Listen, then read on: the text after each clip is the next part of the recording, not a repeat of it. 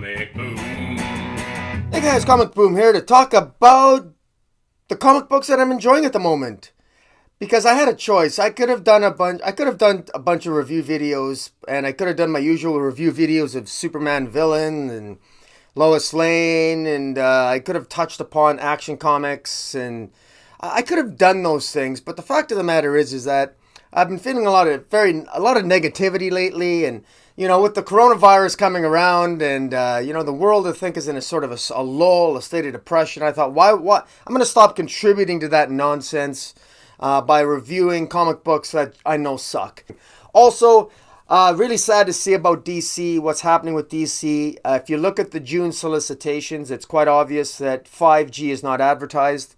So clearly the DC Generation 1 or Generation 2, all those titles that are supposed to be coming out, I guess they're not even solicited in June anymore. We're supposed to be getting something in June dealing with 5G, but we got nothing. So very clearly the firing of Dan Didio is having an effect, and DC is going through some struggles right now, and it is what it is. But in any event, I want to focus on the titles that I am enjoying at DC, or at least that I'm tolerating, and also some indie titles. Now, at the moment, I'm tolerating, I enjoy Justice League Odyssey. Justice League Odyssey, written by Dan Abnett and Richards, the artist right now, Burrito on the colorist. It's really good. I'm really enjoying Justice League Odyssey. And isn't it funny that Justice League Odyssey, the team is completely different. The original team members they're pretty much all minions of Darkseid now, and we got a brand new team. Pretty much led by Jessica Cruz with Blackfire and Orion, and it's a really good comic book. It's enjoyable, and it's kind of doing its own thing, but at least with Dan Abnett, you're going to get some tacit respect of continuity, and he just tells a really tight-knit, good, enjoyable, fun story. It's going off a little bit in some tangents, a little bit. It could the story does loosen up a little bit. Dan Abnett does have a tendency sometimes to not wrap up everything as nicely as I would like, but I have faith in him that he always seems to bring it home at the end of the day, and I would recommend Justice League Odyssey. I'm going to say Justice League by Robert Venditti is a lot of fun. It's a self-contained story. It's going to be 5 issues long. This latest issue has the Flash taking center stage and utilizing his super speed powers to bring the cyborg Superman and all his minions onto a planet that has essentially a yellow sun, and it's a really fun story. Robert Venditti, he had all that success with Hawkman. All that success on Hawkman, and he's still writing Hawkman, and he's just doing a great job. I love him on Freedom Fighters. His Justice League is really good. And incidentally, Robert Venditti has been assigned. He tweeted he's assigned to a project. He's being replaced on Justice League by Cy Spurrier, the writer Cy Spurrier, for 3 issues, because he's writing a project for DC that's unspecified. So whatever DC is doing to cancel out some 5G, whatever it is that DC is doing, they're putting Robert Venditti on it. And quite frankly, while Robert Venditti I still wouldn't put as a top writer, he's better than most of what DC has in their echelon right now. And so it's good to see him taking the reins on a new series, whatever it is they might be doing. I'm enjoying Batman. James Tynion the Fourth, you're doing a great job, man. I'm enjoying the story here. I don't care about Punchline. I don't care about Clown Face or Clown Hunter might be coming up or whatever the hell it is. James Tynion the Fourth is just writing a really fun story. I'm just thoroughly enjoying this run. It's a lot of fun. I'm enjoying it. My buddy Dark Knight Nation has done some reviews on this. Check out his reviews. He does very insightful and in-depth reviews on it. I'm enjoying it. I check it out. I do have the second printings of all these things. I mean, why not, right? I mean, I do engage in a little bit of speculation. Speaking of a second printing, here's a second printing of it. And other DC titles that I'll say that I'm really enjoying. Batman, Curse of the White Knight. Good news to hear that the Snyderverse is getting his own Murphyverse, I guess. He's getting his own universe. Hopefully they'll give one to Tom Taylor for Deceased. Deceased itself was renewed for a second season of titles, I guess you could say. But the Murphyverse, it's great. Sean Murphy is going to be writing Catwoman next, which is great because one of the worst titles written presently, unfortunately, and I hate to say it because I love Joelle Jones, but man, it's so nice to see her off Catwoman now. I love her art, but her stories are terrible. 21 issues of Catwoman, and we're still dealing with that Vienna Creole, whatever that villain was. What a horribly paced storyline. One villain for 21 issues. My God. I don't know what it is with DC writers. A lot of them, they just don't seem to get the concept of keeping it simple, you know. Tell 5 or 6 stories. Venditti gets it. He did it with Hawkman. He's doing it with Justice League. I mean, there's a reason why he's probably the go-to guy now with DC instead of guys like Bendis. Anyways, don't get me started. In any event, the Murphyverse, Batman and the White Knight, check it out. It's fantastic. We all know that. Robert Venditti on Justice League. Tom Taylor on Suicide Squad. Man, this guy is just hitting it out of the park with Suicide Squad. I'm loving this. It's a new concept, sort of a new approach to the Suicide Squad where they encounter another team, and this other team has a different approach, and they approach the government that blackmails them differently than Deadshot and Harley Quinn do, and it's just a lot of fun, a lot of blood and guts. You never know who's going to die. It's just fun. It's Tom Taylor, man. He also writes Deceased. I'm loving this. I'm also really loving Hawkman. Again, Robert Venditti, man, is just hitting it out of the park. The art here is fantastic. We get Hawkwoman here, and we get, of all the Secret Six characters, there's no question in my mind that the one that is the most interesting is the Hawk character. The Skyhawk character is so much more interesting and dark, and he's just a perfect villain. He's the darker side of Carter Hall from when he was incarnated on Earth 3, where the multiverse, where there's basically just villains, to oversimplify it. In any event, so much fun. The art in Hawkman is fantastic. It has the Adam Strange. It has the Atom himself, and so much fun. Fantastic art. I'm loving Hawkman. Also, another series that I'm loving for DC right now is Green Lantern. And it's Grant Morrison's Green Lantern. Now, this is an acquired taste. It's in-depth. It can get very complicated. It can get confusing. I'm not going to say to you that I understand everything I read that Grant Morrison writes in Green Lantern, but I can tell you that I love every single page visually because Liam Sharp draws it fantastically. And it's its own multiverse. It's its own really continuity. Grant Morrison does what he wants, and it doesn't bother me because it's Grant Morrison. I shouldn't say that. Grant Morrison upsets me from time to time, but for the most part, I just accept him now. It's sort of like a sore back. Every now and then, you know, you get a sore back, but at least with a sore back, you get to relax. You sit back and sip a crown of Corona. You know what I'm saying? That's Grant Morrison. I don't mind it, and it's beautifully drawn. All right. Now, other titles that I'm reading right now, I'll give a shout out to Amanda Connor and Jimmy Palmiotti. I'm loving their Harley Quinn and the Birds of Prey. I'm loving this. I'm going to be getting the entire series. This is book 1, and I'm going to be getting this when it comes out in hardcover too. It's just they get it. Jimmy Palmiotti, give Jimmy Palmiotti and Amanda Connor another title. I want to see Jimmy Palmiotti on writing a Ginny Hex series that also incorporates Jonah Hex somehow. I would love to see that. Either or together, doesn't matter. Joint or several, it doesn't matter. Jonah Hex, Ginny Hex, put them on that. I would also love to see Jimmy Palmiotti and Amanda Connor write the regular Wonder Woman title. Get them off the Walmart title. They're great on Walmart, but I'd like to see them write Wonder Woman regularly.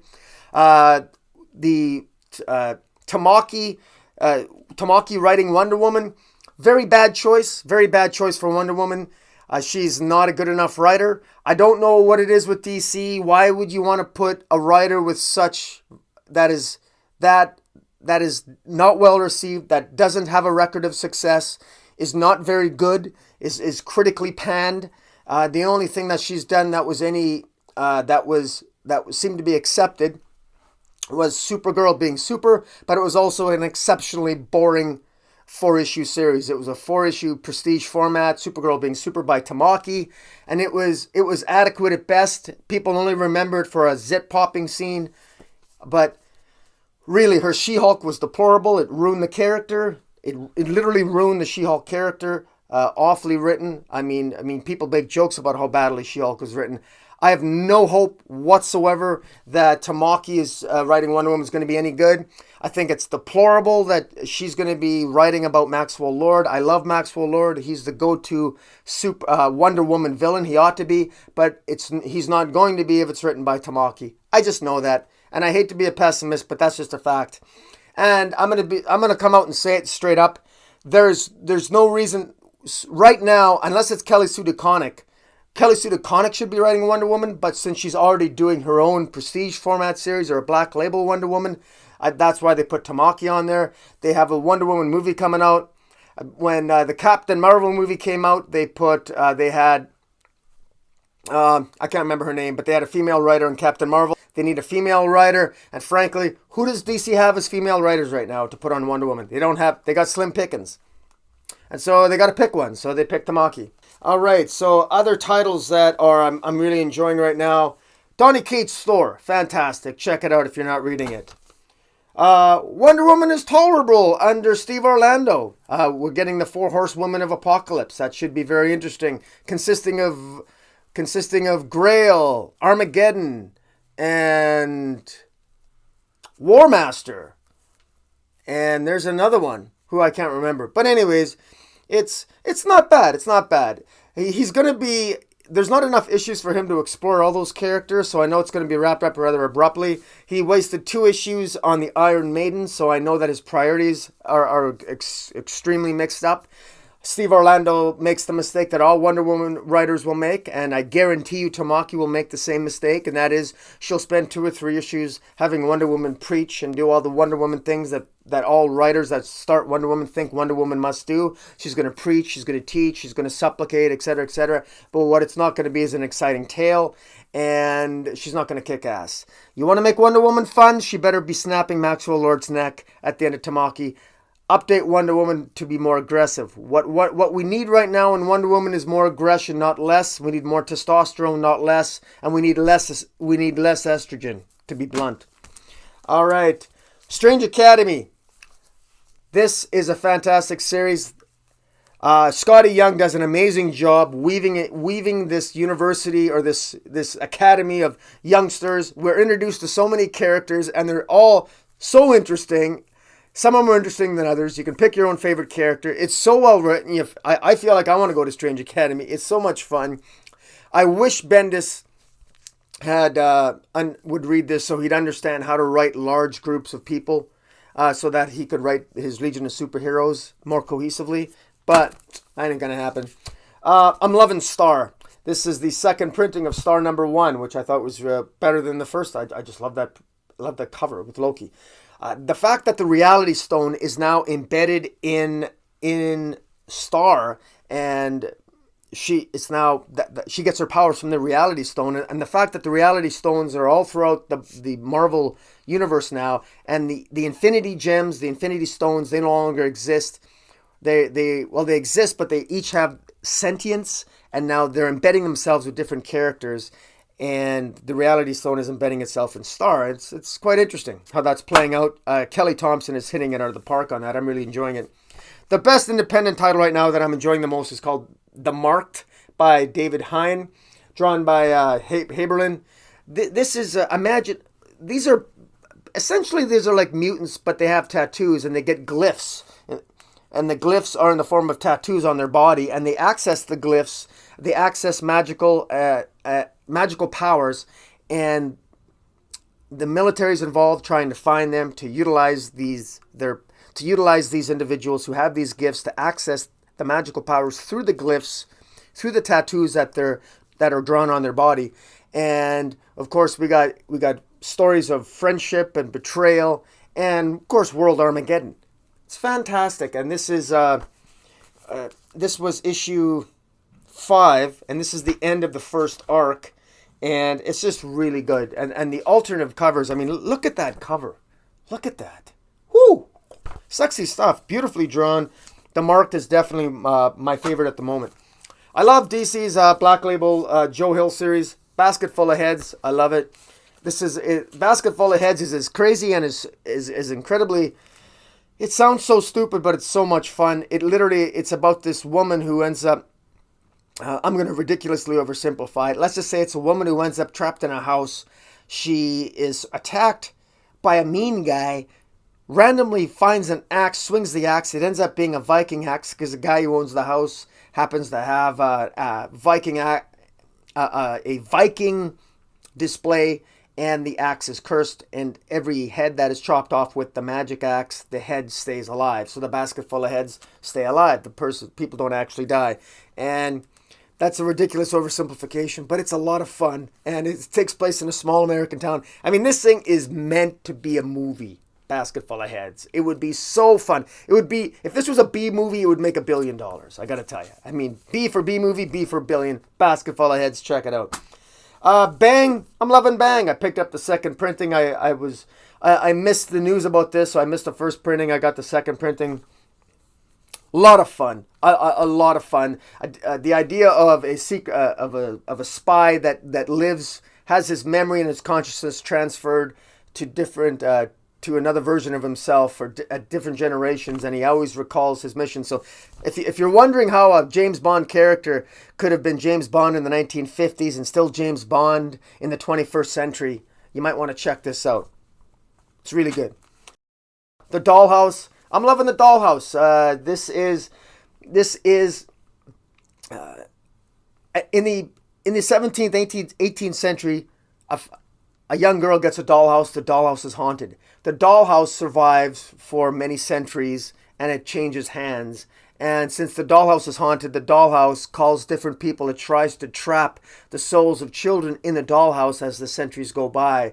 And it's this complex, weaving, but fun and interesting and horrific tale, which is really fun to read. It's very well written by M.R. Carey and Peter Gross. Vince Locke, Chris Peter are the creative team. Got to check it out. I am absolutely loving Ray. This is my favorite Valiant title. Ray, this is better than Bloodshot. Better than Bloodshot. The art here is fantastic. Dan Abnett is the writer here. He's the same guy that writes Justice League Odyssey. There's a reason why I like Justice League Odyssey. It's the same writer on Ray, man. This is fantastic.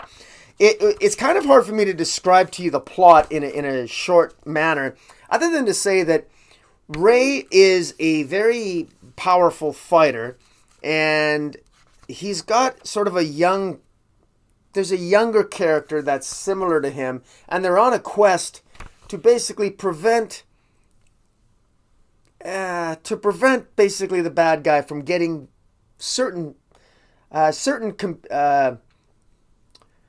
oh my god, let's just say that think of Mad Max Beyond Thunderdome in a sort of dystopian future where these guys are trying to prevent a real bad person from getting 5 different things to put a computer to create a new world order.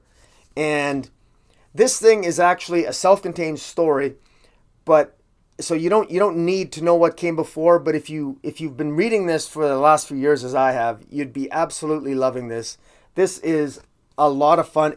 I find it very difficult to explain exactly what's going on, but you don't really need to, because when you read this, it's like it's a couple of guys. It's a man and a young boy who are basically wandering the desert, but they've got a purpose, but they keep encountering these adventures along the way. So that's really all you need to know.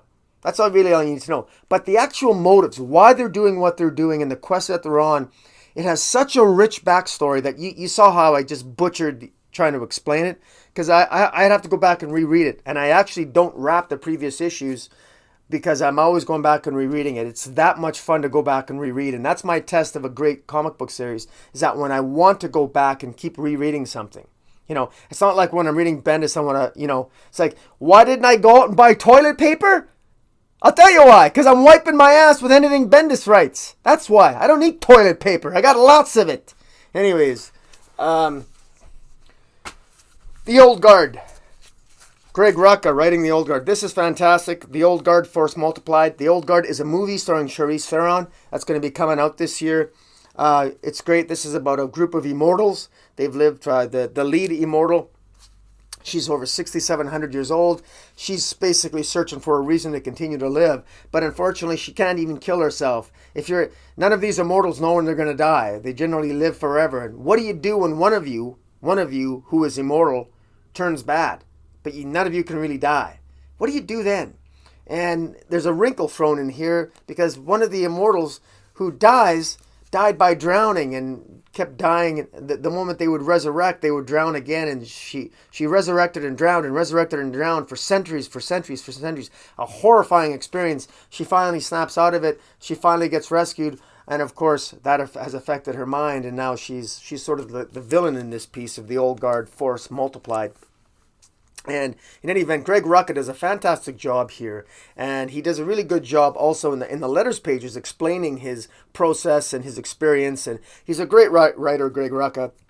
He's writing Lois Lane right now for DC, and he is also writing Lazarus, fantastic. He writes Black Magic. He's one of my favorite writers, and I've read a couple of his novels, Queen and Country. And he also did a series called Whiteout. I really enjoyed. I've gotten lots of signatures from Greg Rucka over the years, and I quite enjoy his work. I love this. The Bounty Hunters. I had to pick this up. This is a lot of fun. This takes place just around the same time that Boba Fett was delivering Han Solo, who was frozen in carbonite. In between, in the journey when Boba Fett was delivering the frozen Han Solo from the Empire to Jabba the Hutt, he took a detour, and essentially that detour is what this series is.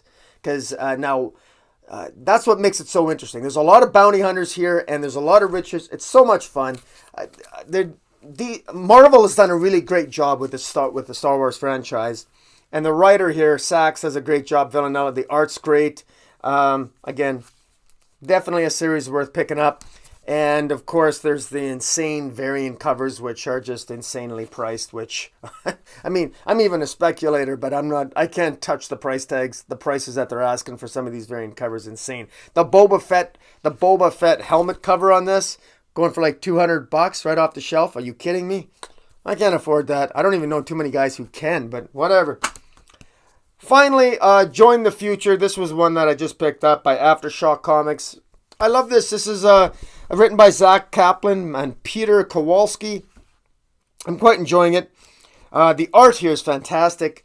It appears to be a future where there's two groups of people. There's people that live in a very fancy city that have all their food made for them and that are catered to. And then there's the people that refuse technology. And they just want to live, almost like live in the woods and live off the land. And never the twain shall meet. But there seems to be an agenda. And the story is epitomized by the cover with this woman living off the land, staring at this futuristic city, which is also built by her fellow humans, but they got two very different cultures arose. Now, what are the origins of that culture? How did it end up that some aspects of humanity ended up in this vastly different wasteland versus this vastly futuristic wasteland? And what is it about the futuristic city that is nefarious? We don't really know. That's teased that at this first issue, but it's well picking up. It's definitely whet my appetite. But there you go, guys. Now, that's really what I'm enjoying in reading. I wanted to share with you what I'm really enjoying at the moment, because I know most of the time when you hear me talk, I'm always bitching, whining, or complaining about something, but that's because I'm reading too much Bendis. That's stopped. That has stopped, and I'm going to be doing more live streams lately. I've done more live streams lately. I'll be doing more live streams in the future. I'll be inviting new people on my channel. And I also want to do a live stream with a couple of people. I'll be doing a live stream on crime comics in the 1950s, and I'll have a special guest star for that. He'll either be on my channel or I'll be on his. And I won't mention who that is. That'll be a surprise, one way or the other. And I also intend to have a few other people that I'll be asking if they like to guest on my channel to talk about some things DC, perhaps more Marvel, perhaps more independent titles, maybe even do a top 5, top 10 or something like that. I might be on a couple of podcasts as well. just to have a little bit more fun with this. And again, to all the DC fans out there, I'm a DC fan too. DC's at a low point right now, but we can focus. There are some good titles there. We got Venditti. Venditti's Justice League. Orlando and Wonder Woman is tolerable. It's not bad. And Rucka and Lois Lane is arguably tolerable. I'm enjoying that. And there are some reasons to actually have some hope for DC. Tom Taylor on Suicide Squad, Deceased 2 is really good. And so all is not completely lost. Jimmy Palmiotti and Amanda Conner, they need to be on a title other than merely Harley Quinn and the Birds of Prey. Man, interesting times, huh? In any event, guys, I'll talk to you later. Hit the subscribe button. Follow me on Twitter at Metropolis40. Until next time, Comic Boom out.